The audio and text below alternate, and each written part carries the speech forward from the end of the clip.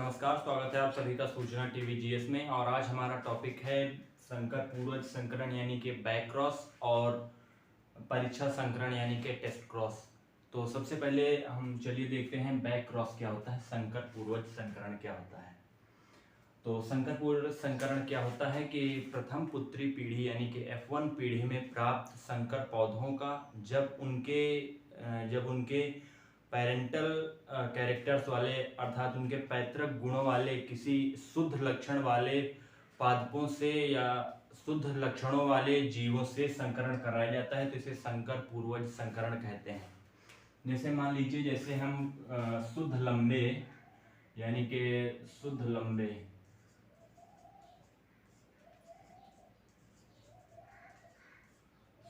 Capital T और शुद्ध बौने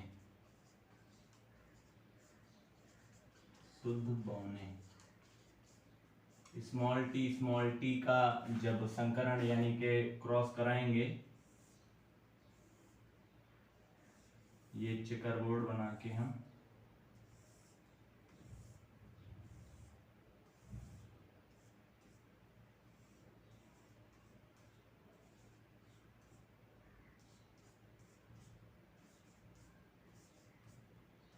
तो ये क्या प्राप्त होगा, यहाँ पर ऐसे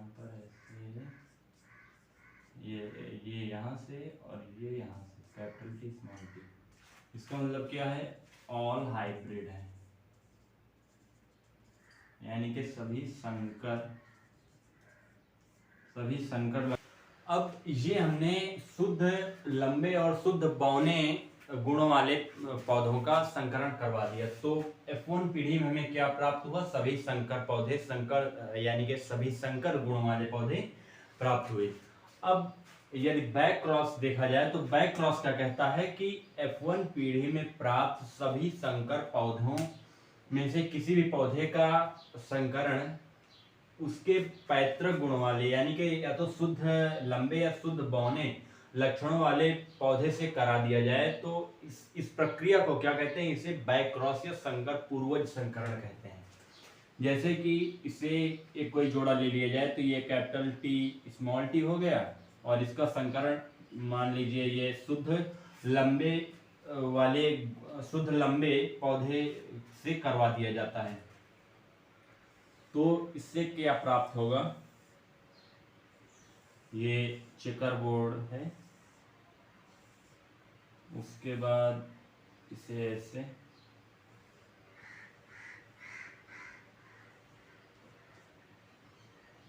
ये यहाँ कैपिटल टी यहाँ कैपिटल टी स्मॉल टी।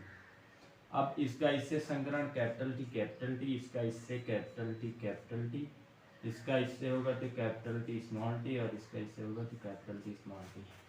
यानी कि यहाँ पर पौधों का अगर फिनोटाइप यानी अगर बाहर से मॉर्फोलॉजिकली देखा जाए तो यहाँ पर जो भी पौधे प्राप्त होंगे सभी लंबे प्राप्त होंगे, लेकिन अगर इनका जीनोटाइप देखा जाए तो दो देख रहे हैं शुद्ध लंबे पौधे और दो संकर लंबे दिख रहे हैं, यानी कि इनका जीनोटाइप जो रेशियो हो जाएगा वो 1.1 हो जाएगा, यानी कि 50-50 हो जाएगा। मतलब आधे पौधे शुद्ध लंबे गुणों वाले हैं जबकि आधे पौधे क्या हैं, संकर लंबे गुणों वाले हैं।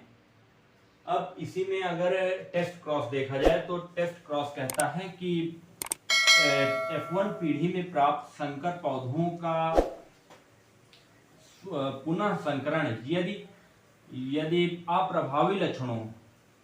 अप्रभावी यानी कि जैसे दो लक्षण लिए गए हैं तो उनमें से मेंडल के नियमानुसार एक प्रभावी लक्षण होगा और एक अप्रभावी लक्षण होगा।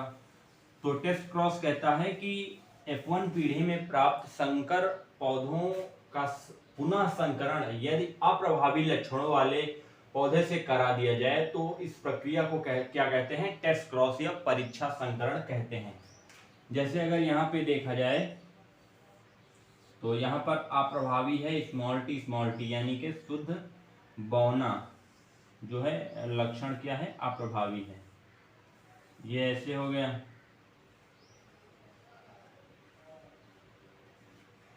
यहाँ पे कैपिटल टी स्मॉल टी, एक जोड़ा हमने इसका ले लिया capital T small T into ये शुद्ध बौना।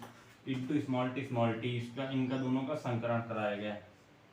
ये इसका क्या होगा, ये capital T small T small T small T, capital T small T और स्मॉल टी स्मॉल टी। तो इसमें भी क्या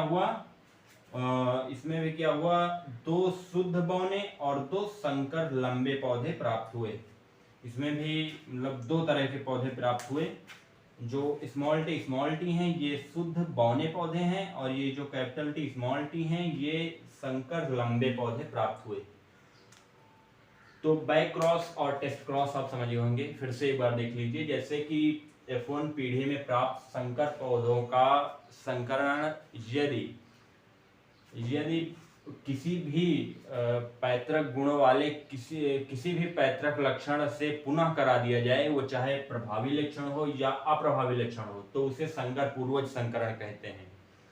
अर्थात F1 पीढ़ी में प्राप्त संकर पौधों का संकरण यदि प्रभावी या अप्रभावी किसी भी लक्षण से करा दिया जाए तो इसे संकर पूर्वज संकरण कहते हैं। जबकि F1 पीढ़ी में प्राप्त पौधों का संकरण यदि अप्रभावी लक्षणों वाले पौधों से करा दिया जाए तो इसे टेस्ट क्रॉस या परीक्षा संकरण कहते हैं। उम्मीद है आपको टेस्ट क्रॉस और बैक क्रॉस समझ में आ गया होगा। अगर आपको कोई भी डाउट है तो आप कमेंट बॉक्स में जरूर पूछ सकते हैं, और आप देखते रहिए सूचना टीवी GS।